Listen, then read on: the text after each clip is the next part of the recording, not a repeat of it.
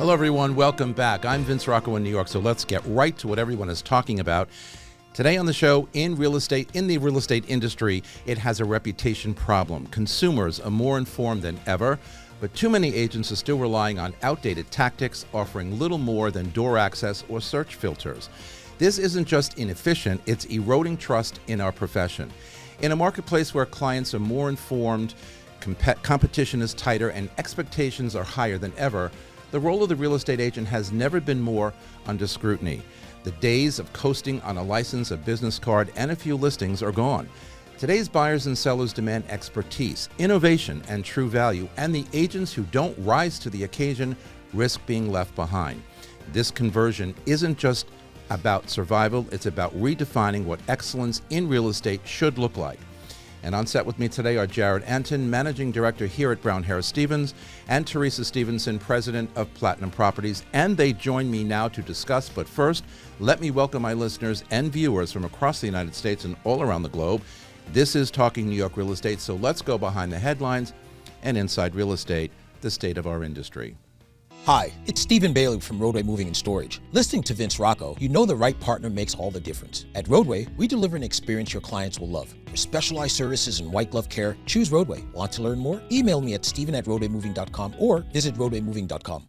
I'm Brian Scott Cohen, one of the top loan originators in the country and the #1 mortgage originator at Guaranteed Rate Affinity. Guaranteed Rate Affinity arguably has the most advanced tech in the industry. Our completely digital loan process makes it easy and efficient for homeowners, from a 15-minute pre-approval to the digital application and through closing. My team and I would love to help you get into the home of your dreams. Okay, everybody, we are back. So, as I said at the top of the show, our industry, the real estate industry, at least here in New York City, has a reputation problem or is building a reputation problem. What do I mean by that? Well, we're going to talk about that today. We can't continue to be complacent. We can't continue to think the way we've always thought about doing our jobs. The market has changed. The seller and the buyer expectations have changed.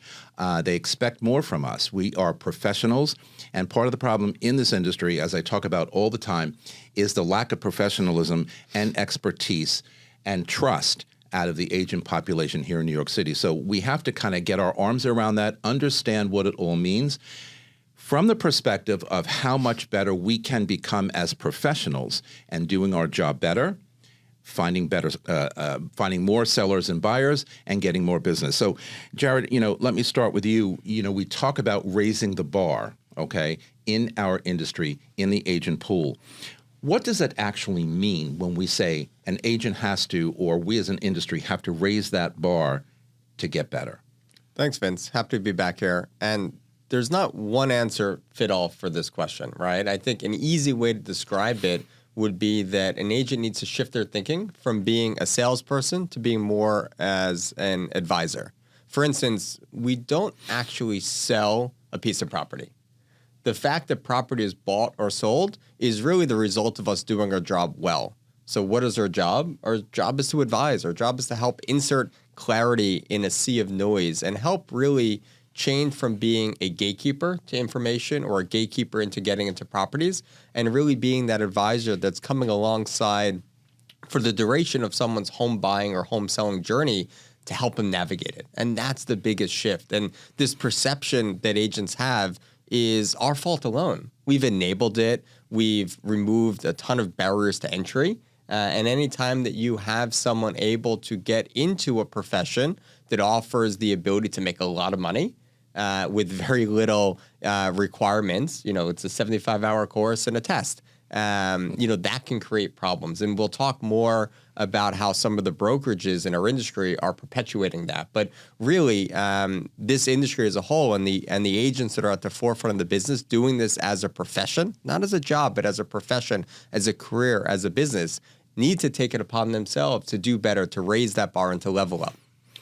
I absolutely agree with that. And I think, again, using the word complacent, we just kind of get used to, especially the longer you're in the business. And I'm finding that also when I'm talking to students at the school that I teach in continuing ed, so they're experienced agent, they just get complacent in doing what they've always felt comfortable doing. Teresa, let me ask you, though, from a consumer expectation perspective, okay, are their expectations actually outpacing our level of expertise on the agent side? As Jared just said, we've got to kind of kick that up a bit.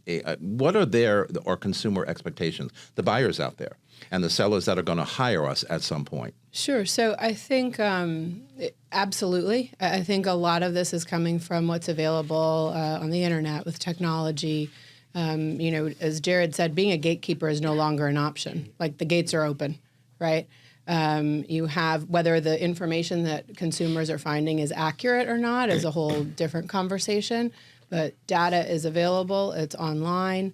They can click a button and talk to an agent. They can, they can see everything that is available online. And so I think we have to really reframe what our offering is. And I think it's forcing us to not be complacent. I mean, I think if you're complacent, yes, we need more qualifications and all of that. I totally agree that people need more education, shouldn't be allowed. There should be a higher barrier to entry. But the truth is, the market, the consumer is not going to support it if you're not keeping up. If you show up and you can't have an intelligent conversation about what's happening in the market, why that price that they've seen is right or wrong, the context around it, the strategy that's important. If you can't have those conversations, if you're not super responsive, right, just talking about leveling it up, you're just, so many more things are required of you now because of the availability of information to the consumer. Yeah, I mean, well said. When I first started in this business 23 years ago, there weren't any websites or applications, Street Easy, for example, that a consumer, a buyer could go to. If they wanted information or needed information about anything to do with the real estate industry, especially if they were buying something, they called us. Right. They came to us. We were that credible source. As you said, today, at the click of a button, and they could look at comps in any building. They could look at what's available for sale in any building. Sellers do the same thing with social media. And I say this all the time, don't kid yourself. Your clients, your potential clients, are looking at your social media feeds. Be professional. Be credible, especially if you're talking about real estate, because this is what they are looking for. They're kind of interviewing you when they do that. I've walked in years ago when social media first started. I've told the story many times on the air, and somebody would say to me, it looks like, you and your dog have a great relationship. And the first time I heard that, I thought, how do you know my dog? How do you know me and my dog? And then she said to me, oh, I follow you on Facebook. And I thought, there you go. That's my jet. She was quite the star.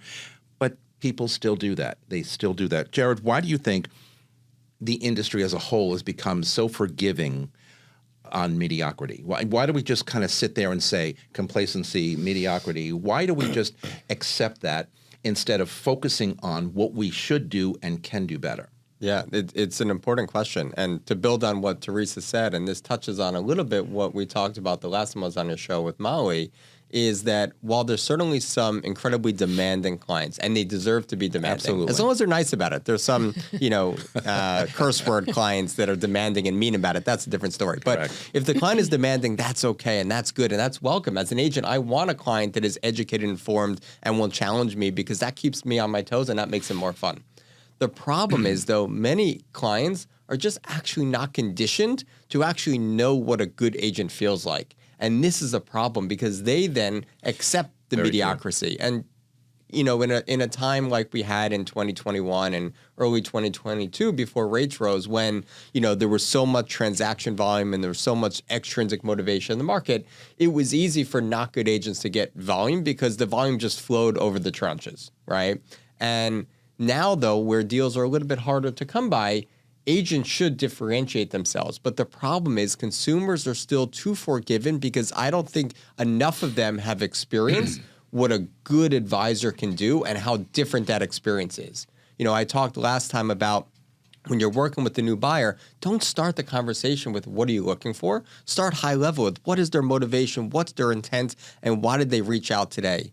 But when you ask a question, to a client like that, sometimes they're totally put off by it because they just want to go and see the property. So again, they're preconditioned in part by scrutiny, in part by Zillow, or this whole way of it wanting that instant gratification. They just want to go and see the property, and they're actually doing themselves a disservice because they're not aligning with then a commensurate professional. So that's part of it, is that I don't think the consumer is necessarily set up for success to know what an extremely good quality agent and advisor will do for them and how that feels initially. Again, very well said. And, we had a show last week where we talked about telling a story in real estate. It's more than just putting up videos or putting up photographs or writing the best content ever. You have to tell a story, and the consumer, the buyer who might be looking at that, has to kind of follow that story from point A to point Z, whatever it is, because they want to know more detail, I believe, these days than not. So when you're telling a story, when you're writing content, when you're shooting a video or even still photographs, it's got to be more meaningful than it ever used to be. And again, I'm in this business for 23 years, and I've seen all sides of it. And what I find the most successful people are doing today, not only for themselves, but again, for that consumer out there, is to tell a story and present your properties in the right way.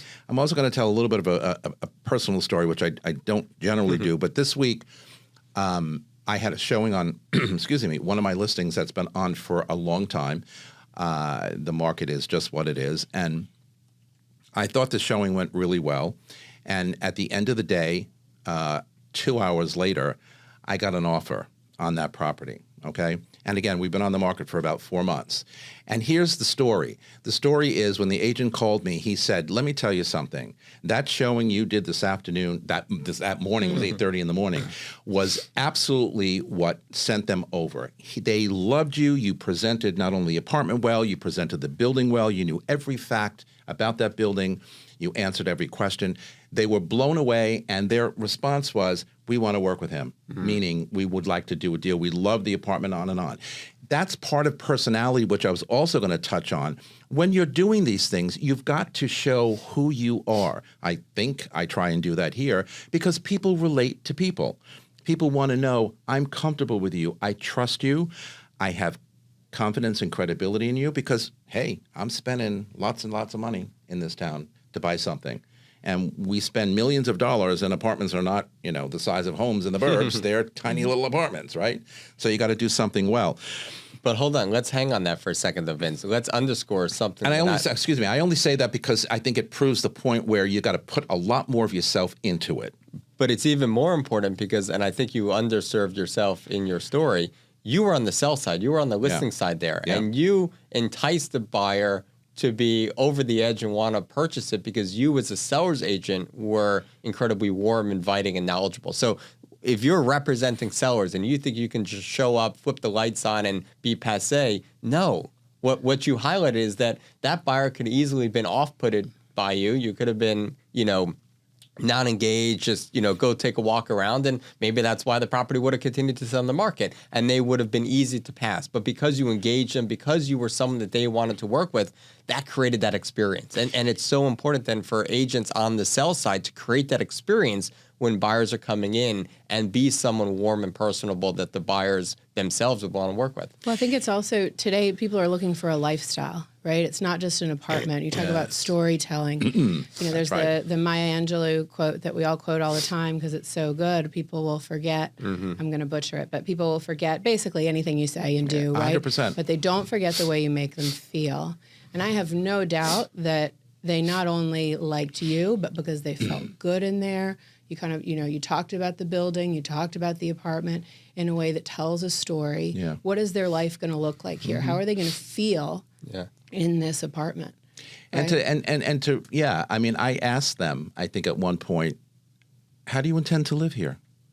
And I do that. And I don't really hear that when I'm out showing buyers in other listings. How are you going to live here? How can you make this work for you? And here's the PS to that story, again, and then I'll move on. But I was the first apartment they saw from out of town, okay? Day one, 8:30 in the morning was my apartment, my penthouse. They went on to see 5 or 6 others that day. And when the agent called me and I said, wow, isn't that something? The first apartment they saw. And he said, what they said was, we have to have it. We have to have it. I don't remember how many, 6, 7, 8 apartments, if you can show 6, 7, 8 apartments in one day, but they started at 8:30 in the morning, so I guess they could. Skill, okay? You need to have skill. You need to bring your personality into this. And I say all the time, that's non-negotiable. People have to feel comfortable and credible in what you have to say, telling a story, giving the facts, how you're going to live in the apartment. What about this place makes you feel good? I love when I ask people that. Sometimes they get all jammed up. They don't know how to answer you because no one's ever asked that question before. I'm going to ask it, okay? And I do it all the time, and it works. What skills do you think should be non-negotiable today in 2025 in this current marketplace for any agent that wants to be successful? What kind of skill is an absolute and a non-negotiable? I think it's doing all of the boring things, right? I think it's, having the right follow-up and follow-through. It's being able to be responsive, accountable, and resourceful. You need to be self-driven and self-motivated to some extent, I believe, in this business. And you need to have a genuine desire to want to help people. There has to be some level of altruism that comes through with you in this business. If you're in this business just because you think you can make a lot of money or make a quick buck, oh no, you're in this business for the wrong reason. You have to be here because you love helping people. And that's what got me into the business, 17 years ago. That's what keeps me in the business, is helping people be able to achieve, one of their biggest lifelong dreams, or be able to properly approach one of their biggest financial decisions. So you have to come to it from that human element. Absent that, I don't believe it works, even if you're incredibly smart. I think you also need to be leveraging the tools available to make time for that. Ultimately, we talk about technology and all of that, and will it take our jobs? I think the human parts of what we do won't be replaced for a long time, if at all. But what is making a big difference right now is having the systems and procedures in place that give you the time to personalize for each client, to make each client feel special. The advent of AI, it's incredible what it's doing right now in ways that can really help you streamline your operations, that can help you with that consistent follow-up, right? Talk about what makes people feel special, right? Attentive, personalized follow-up. So I think systems, and then I think just digital marketing and social media. Right now, I think and you don't have to be good at this, right? But somebody around you has to be, whether you're with a brokerage that's giving you these tools and teaching you how to use them, or you have somebody, as you grow, you have somebody on your team who's in charge of these things to allow you to do the more high-touch personal service. I think it's really important right now, and just such a great way to leverage your time.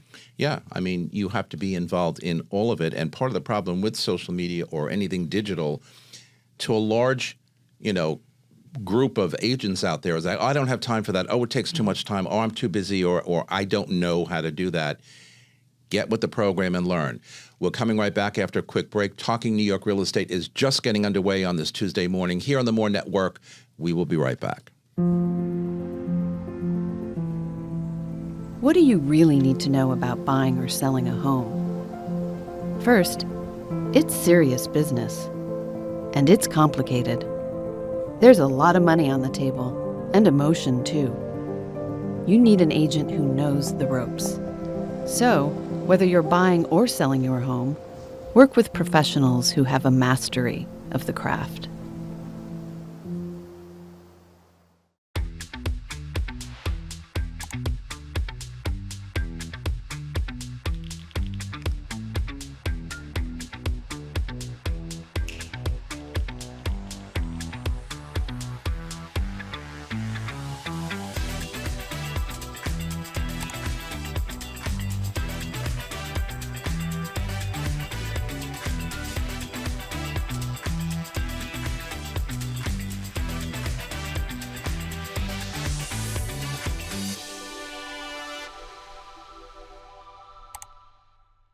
This beautiful set here at Studio 1873 is brought to you by the Everset.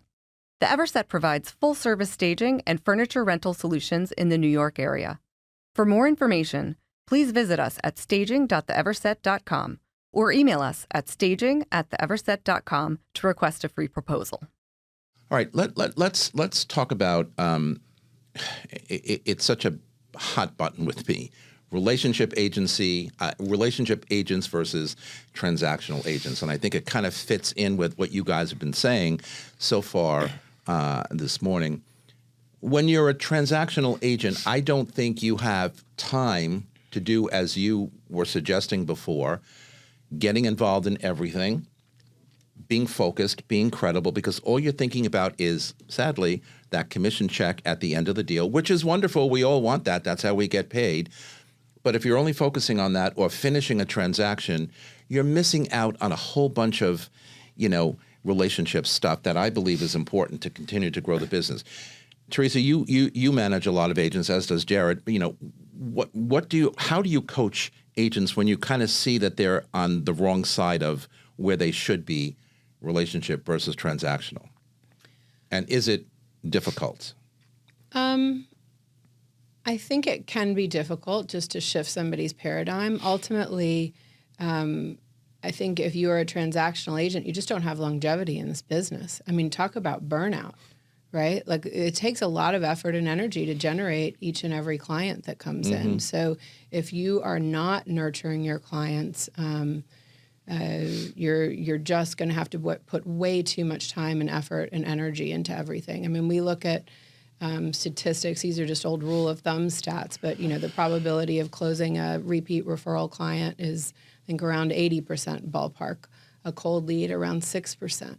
The time, effort, and energy that goes into sourcing leads. So we try to talk to them, about kind of some of those stats. And I know for me, sometimes, because it actually feels really nice to nurture, right? And it can feel like, phone calls, coffees, lunches, whatever it may be. That's really quite enjoyable. And I'm somebody who's I really, I want to work hard. That doesn't feel like work to me. So in some ways, it's a little bit of a relief to say, no, all of that's work. Hopefully that's good news. Right. I think some of us, it's not even that we don't care about the client. It just doesn't necessarily feel like we're being productive, right? If I'm submitting an offer, if I'm showing a client, if I'm getting back to somebody with properties, I feel like I'm working. But hopefully the good news is, guess what? Maintaining relationships with your client is work. It is the work, right? It is the work. Yeah. So, I mean, where do agents fall down in that regard? Or do they even understand that when you do well by a client, you're going to get a referral? Oh, there's the word, referral. That's how we work. That's how we continue to work, right? If you don't like me, you're probably going to not want to tell your loved ones or your friends or your family, hey, I wouldn't work for him. Yeah, we just did a deal, but he was not really very good. What do we do? I mean, Teresa's spot on. It's all about the framework or the lens by which an agent looks at their business. To me, you can lose a deal as long as you don't lose a relationship. An agent would come to me and say, hey, Jared, deal just fell through. And the first question I ask, well, do you still have the client? Like, do you still have the relationship? Because that's all that matters. We're not selling property. The fact that property gets sold is a result of us doing a good job. So at the end of the day, as I like to say, real estate's a contact sport. It's a relationship business. And you have to truly build the Rolodex, stay in touch with clients. You're spot on with leveraging AI and personalization at scale and delivering relevant content. But at the end of the day, this is not a sprint. This business is like an ultra marathon because you're not getting in and getting out. So you will not make a lot of money very quickly in this business if you go about it the relationship way. And that's kind of the point. The point is that you're building a longer, more sustainable business for yourself and building, a whole holistic sort of framework around having repeatable business. And that's the key. And part of this, again, is where these aggregators have created the problem because they are putting out coaching that is in the aggregator's best interest to just get the person to the showing, to just get the deal. But it actually is fundamentally against what's in the best interest of this industry, what's in the best interest of the agent over their holistic lifetime in the business, and quite frankly, against the best interest of the brokerages themselves. So you have this competing commitment between trying to satisfy an algorithm from an aggregator and doing what is truly right for you to build the business. And this is why when you're working with internet-generated leads, they're oftentimes incredibly necessary, and they can be an incredible building block for your business.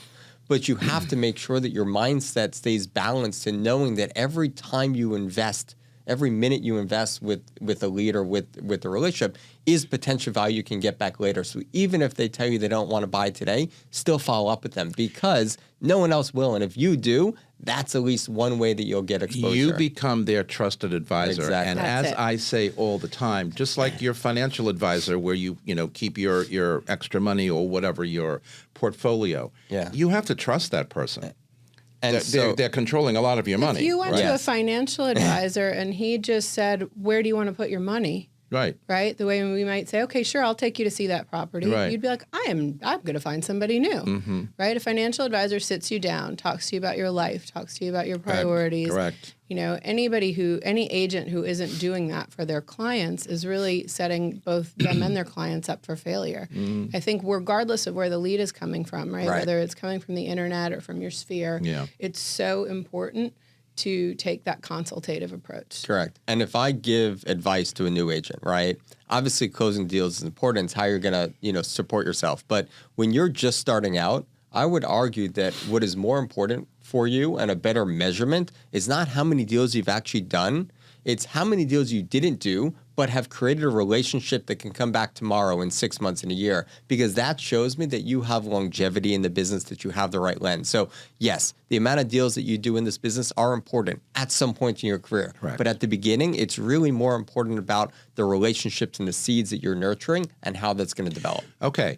Based on what you two just said, and I 100% agree, should the licensing process that agents go through brand new become a little more strict, a little more, focused on just what you guys are saying? Because, like you go to school, you read books, you get book smart, you go out on the street. I want to be CEO of a company. Okay, yeah, well, doesn't everybody.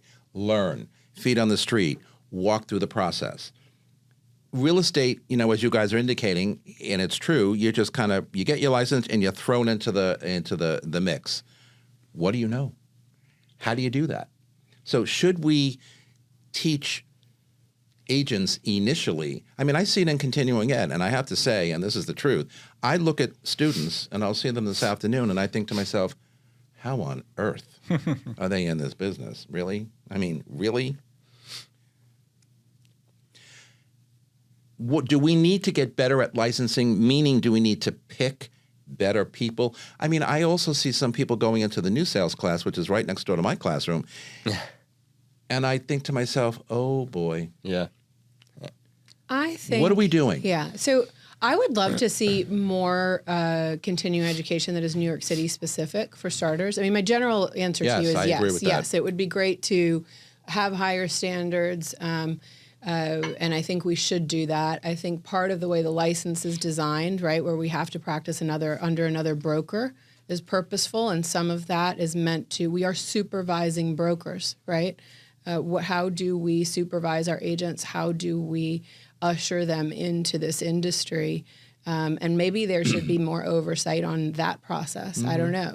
I think if you don't offer particularly good training, then I don't think, you should be hiring solo agents who are brand new, right? I think they should be assigned to teams, right? There needs to be some kind of development there. Correct. But I do kind of love that you don't have to go to law school to be a real estate agent, or that you don't.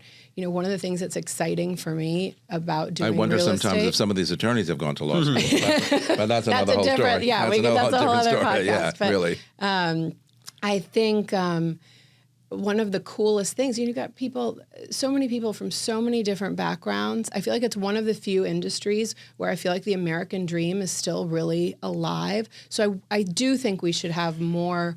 We should have a long conversation about how we can increase our standards within the industry, and certainly certification and training and education should be part of that. Looking at what kind of responsibilities brokerages have to educate and supervise their agents. But I would hate to take away, I would hate to see the barriers go so high that suddenly, you have to train for a new career. Like I love it when you have somebody who's come from another country, right? Yeah. They were a doctor or a lawyer in their former country, and for some reason they can't do that here, and they're waiting tables, and they're like, well, maybe I should give real estate a try, right? And you watch them come here and like build an incredible team and take care of their families, and where maybe going to a 3-year program would be prohibitive. I've said for years, this is not for everybody, not because it requires lots of brain cells or rocket science. I mean, it doesn't, okay? But it's not for everybody, okay? And I also spent many years in selling new developments, okay? And I would take my buyers to other new developments, and I would think to myself, oh, God, how on earth is this person selling in this building? Whatever. But you have to be the right person. Yeah. We fall short sometimes in understanding what our clients want from us. And when I managed agents for 4 or 5 years, back when I had my own company 10 years ago, I was focused on them, meaning when they came to me with an issue or a problem or a stalemate or whatever, I appealed to them from the relationship perspective. What are you doing to get your customer, your seller or your buyer, to understand whatever? Versus, it's got to do, it's got to be done, it's got to be done, it's got to be done. That does not work. Transactional, that does not work. So if you focus on the right areas of development for that agent, it's not easy because everybody is different. And we all know that agents are very different, right? Just like anybody in any profession. You got to focus on who these people are and find that spot where you're going to, really relate to them, get them to understand this is the only way you are going to get a successful, close to a transaction. I find that easy. I don't know that most people do, and that's where my frustration comes in sometimes because I can see that it's not. Let's talk a little bit about AI, as you guys mentioned before, tech platforms and, digital everything these days. Again, we talked last week about storytelling, right? Jared, what is your philosophy on everything digital, everything AI? I mean, I know you appreciate it, but explain to our audience and our listeners what or how an agent can really develop better skills by utilizing, as Teresa said before, everything that's available to them. Yeah. And not shy away from it. And I know Teresa will have a lot to add to this topic because she had recently deployed a bunch of AI tools within her brokerage as well. But you have to use it responsibly, right? I refer to dumb AI and smart AI, and it's really the user. Are they using it smartly or not? Because, you put garbage in, you get garbage out. For instance, I use it heavily when I'm writing my weekly market update, but I don't type in, write me a weekly market update. No, I freeform. Literally, I will just spew in talking form. That's what I for do 15 or 20 minutes into it with what I'm sensing, what I'm seeing, pulling together facts. And then it helps me be able to just present my thoughts in a rational, coherent way. Absolutely. And I always struggled with staring at a white screen or a blank presentation and saying, okay, how do I get the thoughts that are swirling around in my head onto that paper? So I use it to inform, and I use it basically as like a ghostwriter. No differently than if I was sitting down, with you, Vince, and dictating my thoughts, and then you wrote it for me. So if you use it in that way, I believe it helps complement your strengths and, counteract some of your weaknesses. So that's one of the important things, is it can help you be able to do your job better as an agent. And this will lead into Teresa right now. It becomes a delegate and elevate. So how do you use AI to take off some of the less priority or less value add or less revenue creative tasks from you so that you can spend more time being present for your clients? And if you can use AI to do that, then that's going to give you more time to be a better agent or to handle more clients. Because again, we have this flight to quality. We have this piece where agents are chasing fewer transactions and the clients are going to rather work with the better people. So top agents need to be able to handle more business without any more time. Thoughts? So many. I'm really excited about AI right now. I am too. Some of the tech that's out I there. wasn't when it first was talked about. I was kind of like, wow, really? We don't need that. Yeah. But we do. One of my favorite words is efficiency. And I think, what Jared was just describing is one way to use AI that really helps with efficiency. We are using right now, we just launched a CRM that takes notes from your phone calls.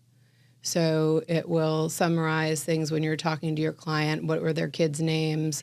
What are their priorities? So you don't forget. All of these. Yeah, or you forget, you write it down, who's going to put it into the CRM? Let's face it. I mean, I don't No know one's about adding you. it. How many, the top 1% of efficient agents are putting notes in their CRM, right? Let's be real. Correct. So it's just being done. It's not even doing what you're doing more efficiently. It's doing tons of things you know you should be doing, but you don't have the time, effort, energy to do that, right? So that's one example. It's listening to the call and it suggests tasks, and you can just click a little button to create that task. And it knows when to remind you for that task. It's got follow-up cadences, so you can come in at the beginning of the day. I think most agents are very willing, ready, and able to work hard. But a lot of times they're so overwhelmed by the 5,000 things they've been told they should be doing that it's paralyzing. So if you've got a list of tasks that you should do that day, to know that you've done your nurture and follow-up, and you can get through it, and you can feel like, I just did all of the nurturing and follow-up that I was supposed to do for today. What a wonderful way to enter your day, you know? Maybe you've got AI assistants who are facilitating that, where you can call your assistant. I think it's kind of cute that you can name it, too. It's really fun to hear the names agents have chosen and why.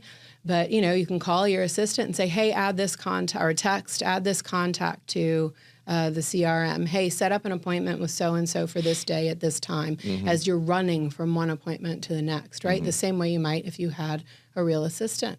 Are there glitches? Of course, that happens. But guess what? That happens with human assistants too, right? Of course. There's AI coaching happening now, right? There's software where, you've got machines that have been trained on millions of hours of sales calls. Does that replace a sales manager? Of course not. No. Right? It doesn't, and it especially doesn't, if you're working in a market as unique as New York City. But what it does do is empower that sales manager. It doesn't replace them. And then there's AI coaching, right? There's machines that have been trained on millions of hours of sales calls.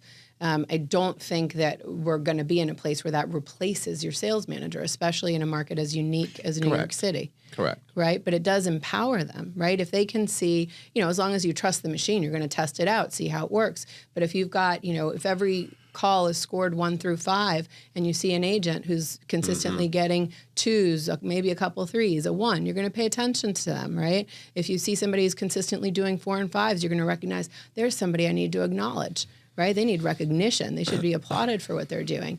And you can see common issues. It can tell you how many times a word is coming up. So I just think there's all these remarkable tools that are going to help us do what we do better. I mentioned earlier that I really believe in personalization. I just read Unreasonable Hospitality, Will Guidara's book, the guy who ran 11 Madison Park. And I feel like if you have these kinds of tools supporting you, you suddenly have the time to be a little more creative. Yeah. Right? Absolutely. And I think, we here at Brown Harris Stevens do a really good job with trying to get as much education out to our population as possible with all kinds of sessions on stuff. There was one, this morning at 10:30, which I'm always missing on Tuesdays. But we do a good job at that because I believe that education, wherever it comes from, especially when you're talking about new technologies, is very, very important, right? You just did something recently. It's imperative for those who say, well, I don't really need to change. I don't really need to learn, or that's just way too much work for me. Pay attention. Listen, it isn't too much work, okay? And it's going to help you, I believe, propel you to that next level because as we're talking about today, you either level up or you don't. On that note, we're going to take a break. Talking New York Real Estate. We'll be right back right after these messages. Don't go anywhere. Hi, I'm Dylan Pachulik, CEO of XL Real Property Management, New York's most trusted name in luxury property management since 2012. We specialize in managing individual apartments, townhouses, and rental buildings held by absentee owners. We maintain our properties with the highest standards of quality and service so that owners can choose a hassle-free approach to real estate investing. Rented or owner-occupied, we handle it all. For more information, contact us at xl-rpm.com. Okay, so we are back. Do you see the role of the agent becoming more specialized in the years ahead based on everything we've spoken about, changing, growing, becoming more specialized in whatever specialization means? Do you see that happening down the road? Not necessarily. I don't believe that an agent has to specialize to level up.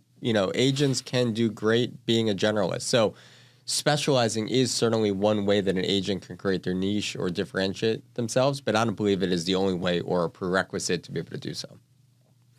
Okay, so if an agent isn't leveling up, in your opinion, should they step aside and make room for those who are willing to do?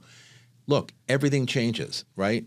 I use a famous quote when I'm teaching. I use a famous quote on this program all the time. Life is change.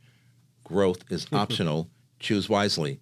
Okay? So if you don't want to change, if you don't want to move with the industry, if you don't want to progress, step aside.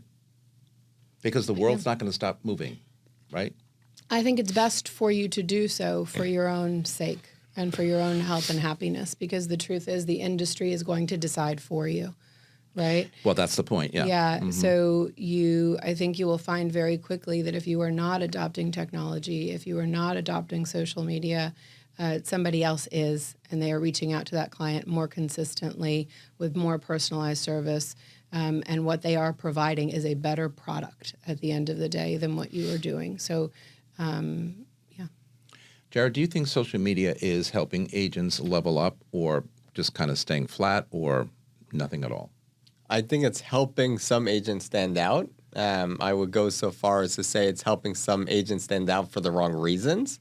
Agents are at times deploying certain stunts or things that create humor, and certainly get a lot of engagement, shares, and likes, but it may be creating that for the wrong reason or with the wrong reputation then flowing from that. So I think it's a double-edged sword. It is certainly a way that you can use it to showcase who you are, humanize yourself, and round yourself out and be a very good client retention tool, and even, to some extent, a client engagement and attraction tool. But I think the best way to be able to use it is one that creates education with some entertainment as well along the way. And if you're following your clients, your clients are following you, it's a great way to keep them sticky in what can be a very elongated sales cycle.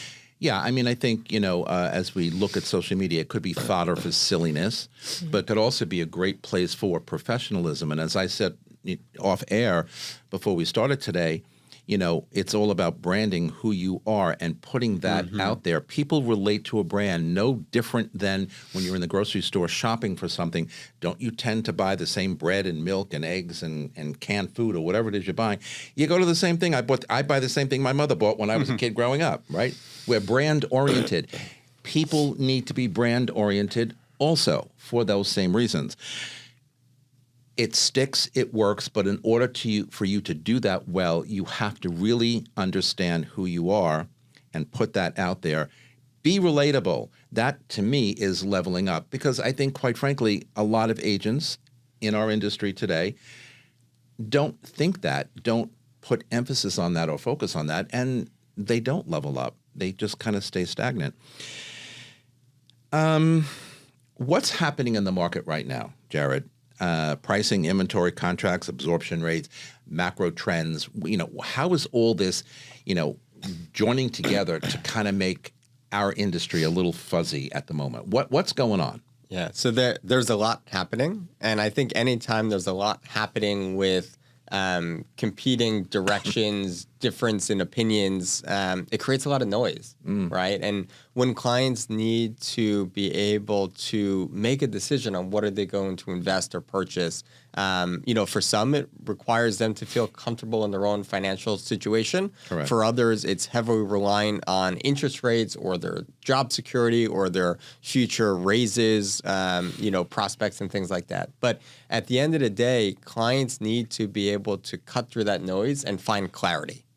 Because a client that is confused, is overwhelmed, is not going to make an informed decision, and very often will make the decision of inaction. So the agent needs to help the client find clarity. So something I've been working through. Something that's measurable. So, we're talking about agents needing to level up. So what is one way that agents can level up? This is something that I've been working on, and I'm going to call it the clarity framework. And it's all about having the right data, the right context, and the right strategy. So And this is where the agent needs to come alongside the client to present them with the data. So this is objective. What are the facts? What's happening? What are the market stats? What's the average sales price, days on market? And present the facts, not hype, not, subjective feelings or thoughts or what ifs. Like, what are the facts?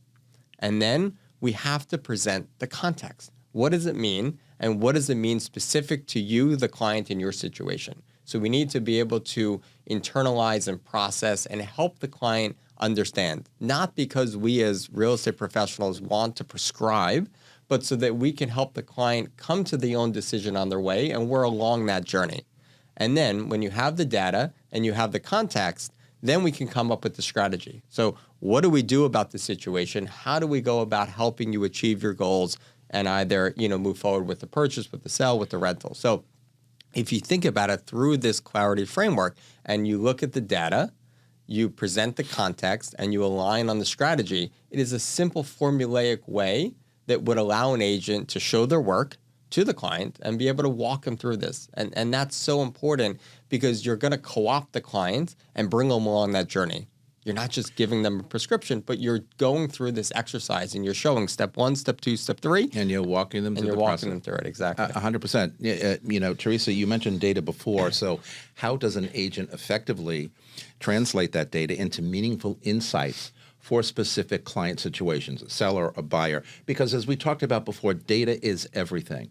And because the client, whether it's a buyer or a seller, has gotten a lot more sophisticated these days, because they have a lot more access to data than they've ever had before. But how do we as agents effectively kind of translate that data into meaningful talking points so we can walk the clients rather, through a process meaningfully and credibly? Well, as real estate agents, we are doing this every day, all day long, right? So we should know. I really want to piggyback and agree with Jared's idea of the data and the context, because one without the other is kind of useless, right? When you're talking about, for example, interest rates, right? Well, what is your context? Is your context only the last 5 years? Right. Well, then you're going to say, wow, interest rates are so high. Right? And that's the way that most people are walking around and what they are thinking. Absolutely. Even if they're looking at all the information online. Absolutely. It's our job to dig a little deeper. It's our job to understand the bigger picture and bring them the true perspective. I think it was on your last podcast, Rocco, Greg, your Brown Harris's economist was talking about interest rates and the fact that this is a nice stat, that I was like, oh, wow, this is so clear. Everyone needs to be walking around telling their clients this. Over the last 50 years of interest rates, we're actually, I think at 6%, we're a full, I think the average, I think that the average over the last 50 years was above 7%. Yeah, right? Absolutely. So we're actually doing quite well when you look at that way. We are, but what's the perception behind that? It's like, whoa, how could that be? We were 3.5% and 4%. There was a global pandemic, right? And that's my favorite line. That gets forgotten. Let's hope we don't get back there. That gets forgotten. We'll happily pay 6%. I completely agree. Well, that's what I always say to buyers is anything that would result in us getting back to that level of interest rate will be far worse than the benefit that you will gain by having that low interest rate. So now that we've got that out of the way, let's talk about what monthly payments make sense for you. 100%. What are your goals? And back to that consultative approach. But now you've framed the conversation. They don't have to worry about that noise. And as Jared said, there's much more clarity now about what to focus on. If you skip 3 pumpkin spice lattes a month, you can afford that 2.5% extra interest rate. That's it. But it's not super jalapeno simple. martinis. No. No. That's not going to skip. Context. But you're right. You could, but then. Well, you could. But I'm not going to do that. No. We have to be clear. We have to be concise. We have to tell our clientele, whether it's buyer or seller, our fellow agents. I sometimes wonder about, and you guys are managers, so you talk to a lot more agents than I do, the interaction between your colleagues, right? In the office, out of the office, on the street, when you bump into people. Hey, Vince, how are you? Whatever.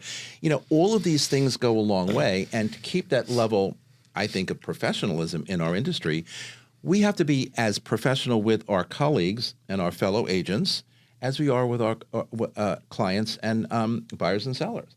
So I find it sometimes it's almost impossible for agents to kind of understand how important that is. I mean, at the end of the day, we are a profession, like every other profession that is out there. And we've got to get that, understand that, level up. You know, I was a school teacher way back, you know, when I graduated college for a fleeting moment. But, you know, I used to tell people all the time, you grow by learning, you grow by listening, and you grow and you get better by doing. And I sometimes feel like, and I guess that's the topic of today's conversation, agents just don't understand how to level up. And I think a lot of that is because they don't want to, or they don't feel the need. It's like when I teach social media, why are you not on social media? Who's got time for that? That's a full-time job. No, it isn't. What's the adversity there? I'm not sure I understand that. What is holding people back from getting to that next level? It's longevity, in my opinion, or it would be. I think there's an opportunity for us as leaders to help point out the way, because I do find that, it's kind of like what I was saying with the CRM. If you've got a, it's a balance we have to strike. If you've got a list of things to do, most agents would do it. I think certainly most of the agents that are from, right. And we've got to be careful, because at the end of the day, you really are independent contractors. You should be business owners. You should be thinking about what to do for yourself. But as their partners, as their partner, as I feel like we are as brokers and managers, I think the more we can do, and this is not to take the responsibility off the individual agent. I think the real entrepreneurial agent who's going to thrive and be at the top is somebody who's hungry to learn all of these things anyway, and they're figuring it out. For the sort of mid-level agent, the more we can, that's why I wish there was a more like New York City specific education that we could just point to and say, take it. If you want to work at my firm, you need this certification. Right? If there were a few things like that, I think that would level up the industry as a whole. And then I think it's a little bit with like social media, the more like real estate specific social media training that you can get. Like that's something we've started to implement. And you guys obviously do an amazing job with media at Brown Harris and giving people opportunities. We are. And leading by example. Yeah. Right? For a while there, honestly, I was telling people how social media was so important, but please don't look at any of my social media channels because it's not my jam, right? So I had to level up, right? And now 100%. I've got the support that I need to make sure I'm really active on LinkedIn, and that's my channel. That's what makes sense for me. I think you have to have at least, maybe you're not an Instagram person and you don't want to do selfies all over the city, but then do LinkedIn. There are lots of, or you're totally that person and you're on TikTok, which by the way, I feel like the leads we're getting from TikTok now, or suddenly I can't make fun of it anymore. It's so productive.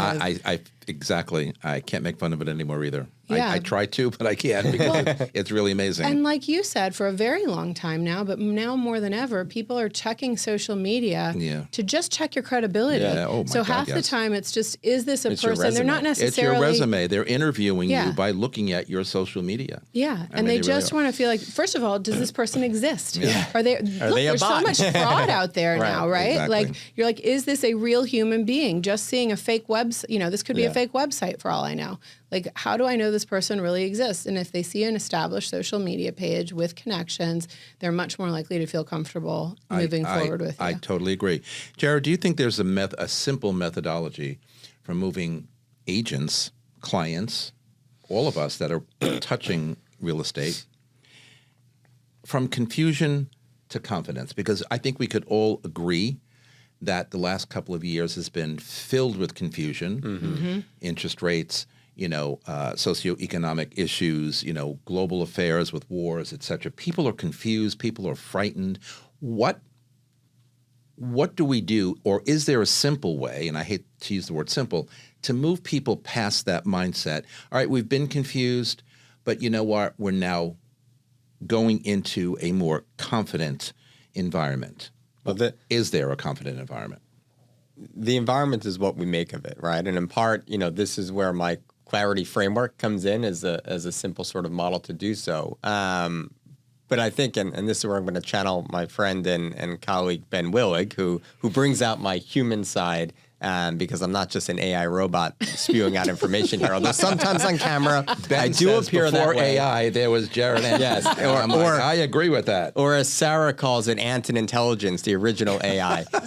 But a little self-deprecating humor aside. They're right. You're better than that. You're better than that. ChatGPT is pretty friendly. It is. It's very nice. I don't think it's a huge insult. That was my Halloween costume actually one year. Okay. But the point to answer your question is, and this is channeling my inner Ben, there's a fixed mindset and a growth mindset that people have, right? So that everyone has these self-limiting beliefs, and it's just a matter of, are you going to overcome those? Yeah. Are you going to be able to take the bull by the horns and know that I'm going to try to grow? Someone that's of that fixed mindset is just going to be closed off, and they're going to be like, I don't understand it. I don't want to learn it. It's too complicated. I've been doing this too long. I'm too old. I'm too successful. Any one of those reasons. Yeah.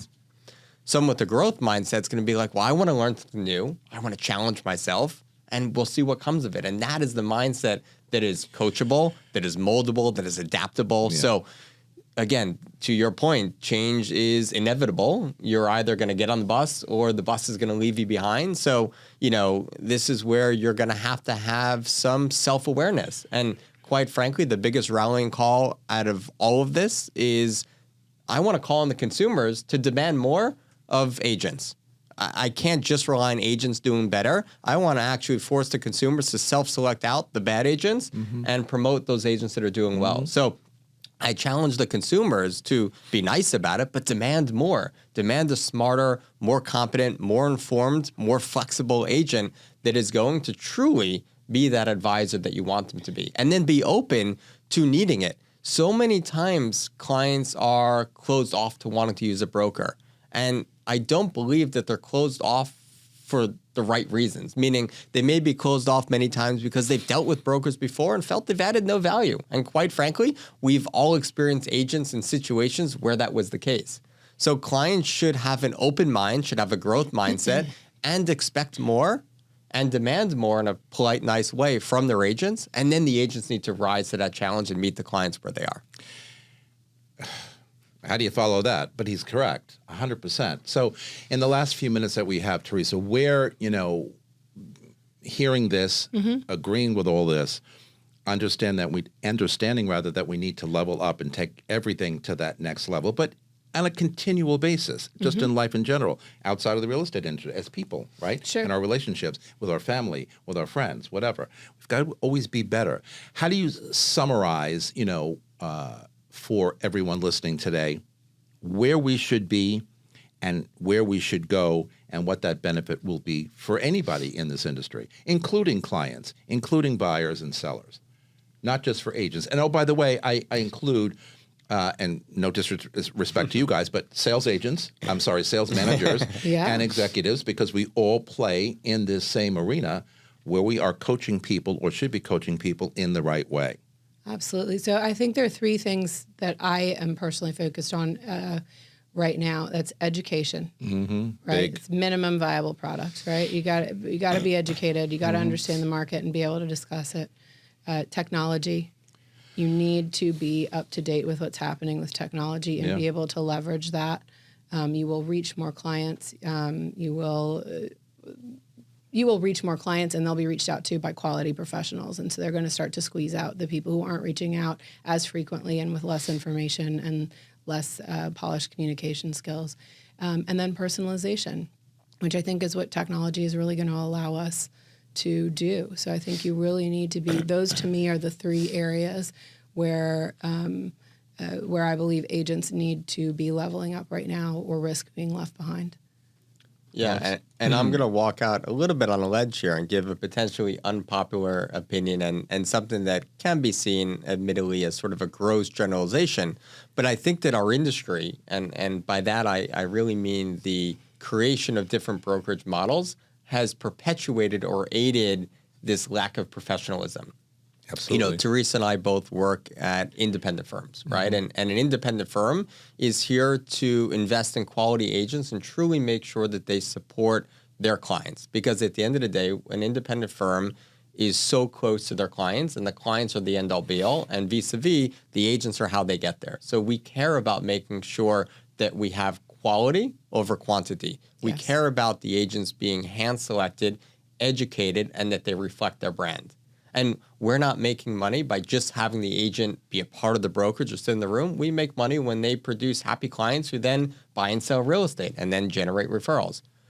The issue is there's so many of these internet-only digital brokerage firms that are really just a SaaS product. And all they want are agents who are on their product and paying a certain amount of money every month or every year. And they don't have any desire or issue or reason to have fewer agents. They actually want more agents. So they actually want the standards to be lowered in the industry to get people in because they just want people on it. They don't really care if they sell property because they make so little money, if any, off of the transaction. And this is where training is not the same. There's not the same level of oversight. There's not the same level of coaching. So again, back to building on my piece to the consumer, consumers should also understand, and again, I recognize that this is a gross generalization. There's some incredible agents at every single firm.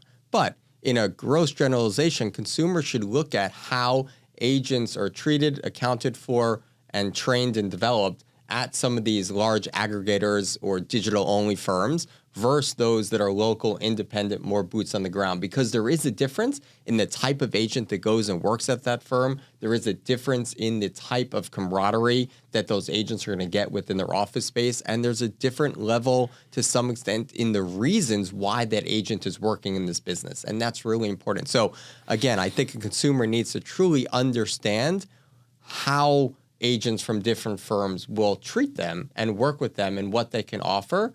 Because, again, consumers need to demand a better experience from the agents, and the agents need to level up to meet that increased demand. Wow, there is a lot for me to listen to and watch on this playback because that was incredibly informative. Both of you, Teresa and Jared, thank you so much. We're coming right back with my final thoughts right after these messages.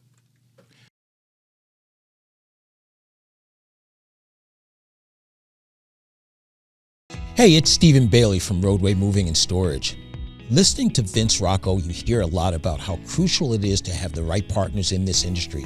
At Roadway, we don't just move your clients, we give them an experience they'll love. Specialized services to our white glove treatment, it's all about making sure your clients feel taken care of every step of the way. And if you're looking for a rewarding referral program, reach out to me at steven@roadwaymoving.com or visit roadwaymoving.com. Okay, everybody, we are back with my final thoughts. At the end of the day, raising the bar in real estate isn't just about pushing agents to work harder. It's about elevating the standard of what it means to be a trusted professional. Consumers deserve more than half measures, and the industry deserves more than complacency. Every deal is someone's biggest financial decision, and that requires an agent who brings more than just a license. It requires market knowledge, negotiation skill, emotional intelligence, and an unwavering commitment to service. The truth is, the bar is only as high as we collectively set it. If we want real estate to be respectful or respected, if we want clients to feel confident in our value, then it's up to us to prove it every single day. So here's the challenge. Either commit to leveling up or step aside and make room for those who will level up. And frankly, that is how it should be. And that is our broadcast for today. Thanks to my guests for being here on set with me. You can follow me on Facebook, on Threads, Instagram, LinkedIn, Blue Sky, Substack, or TikTok at Vince Rocco. And John Maxwell says, a leader is one who knows the way, goes the way, and shows the way. And from all of us here at Talking New York Real Estate and the More Network to all of you all around the world, thanks for spending a part of your day with us. I'm grateful. Keep thinking the good thoughts, and I will see you next time. Goodbye, everybody.